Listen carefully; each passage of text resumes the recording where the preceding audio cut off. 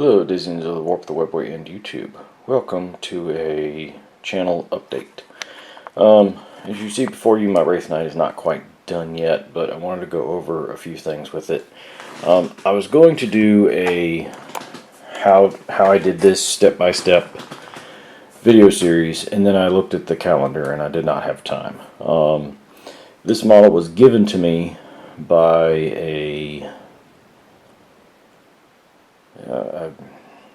acquaintance, friend. Everybody knows I am a supporter of Amp Services and everything he does on Twitch. A couple of the guys also from Twitch land are coming down for games. One of them, in passing, because I've been discussing getting a big fellow for one of the two factions I play, had mentioned, hey, which would you buy first, a Wraithknight or a Night Titan off of the Imperium side? And I said, well, probably a Wraithknight because I think the model's cooler. And it is, as are all Eldar models against the Monkey designs.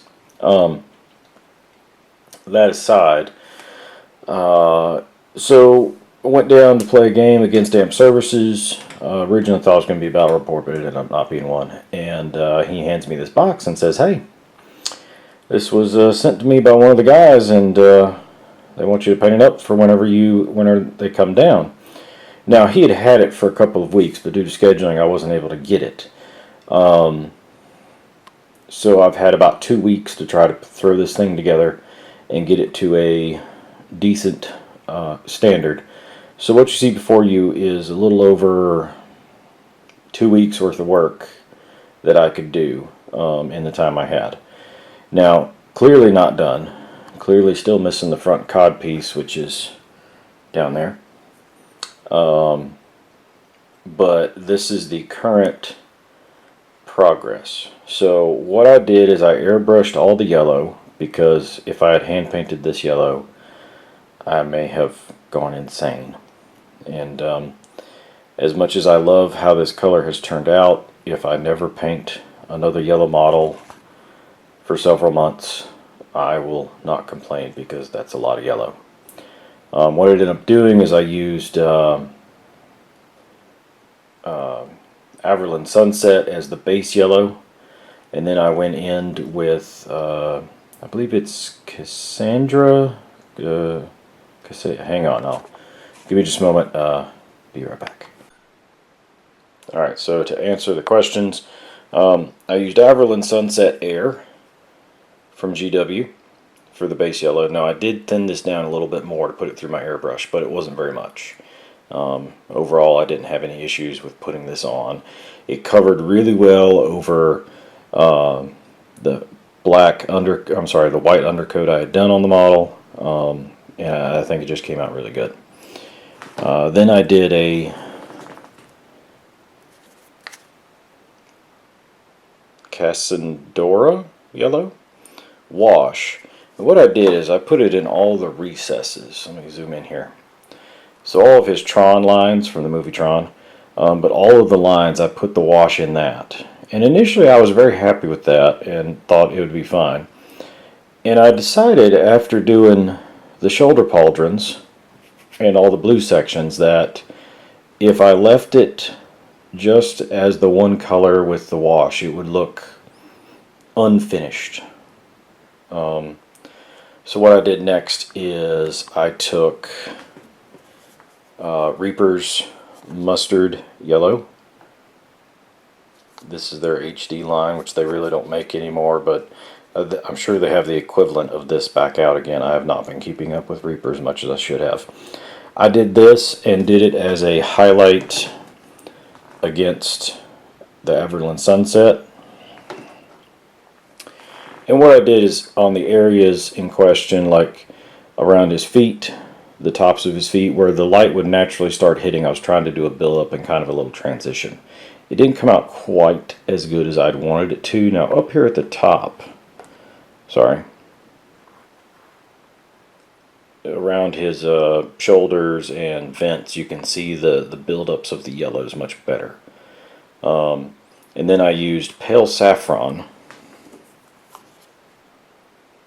also from Reaper's HD lines. This is when I was trying to build up a better collection of Reaper paints, and then they stopped making them. I used pale saffron. I went in and did a little bit more yellow highlighting.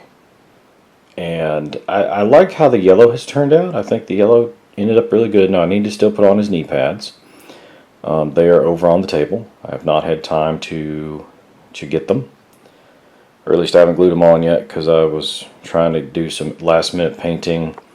The infamous, I've painted the front side of it, put it on as a dry fit. I could see where the gray plastic was still out, so I had to go back in and at least make it yellow. It won't be shaded because it's all on the back parts, and most of it you can't see, but it will be a shade, or at least the proper color of yellow over the gray.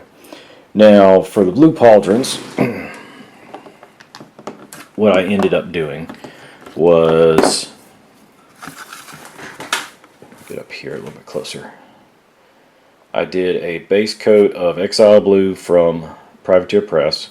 Then I did Signar Highlight. Then I did Signar base coat. Then Signar Highlight. Then I mixed Signar Highlight and Frostbite and got this really cool, bright, almost bluish white icy color. Okay, now the camera's making this a little bit more enhanced due to where I'm sitting, but you can see it all how it came out. I mean, I was really happy with the blue and how that turned out. And I did it on the helmet here. Now what I was trying to do is I was playing around with using Silly Putty for masking, and up here at the very top and down here at his chin, I didn't get that. My game's tomorrow, so the odds of me getting that done before the game are pretty slim. I spent almost all day yesterday on this thing, and a joy to paint, but I've painted for almost an entire day on a single model, so I'm kind of taking a little bit of a painting break.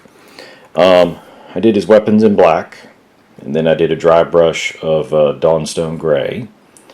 And then the rest of the project, this is just to get it to tabletop standard of 3 colors, and I'm going to clean it up a little bit more over time as I have it.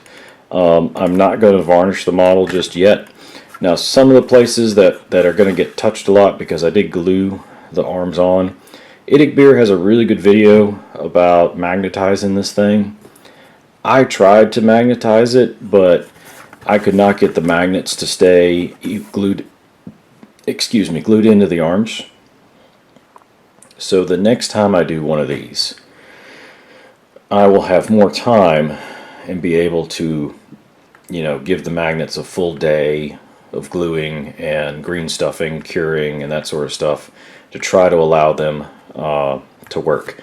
Because the next one I'm going to do is going to be the sword and board version, and I'm going to magnetize him because I don't see myself buying 3 of these or buying 2 more of these things.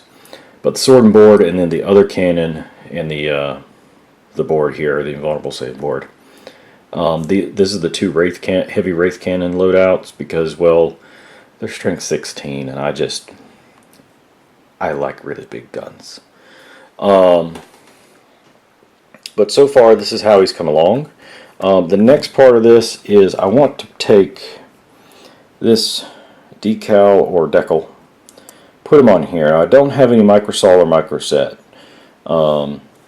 but I'm probably going to try it later, and if I can't get it to stay the way I want to, I may get a buddy of mine who has some microsol and microset to help me put that on before I glue this bit to the front of the model, because it's much easier for me to put the decal on when it's on here for me than it is to do it while it's on the model.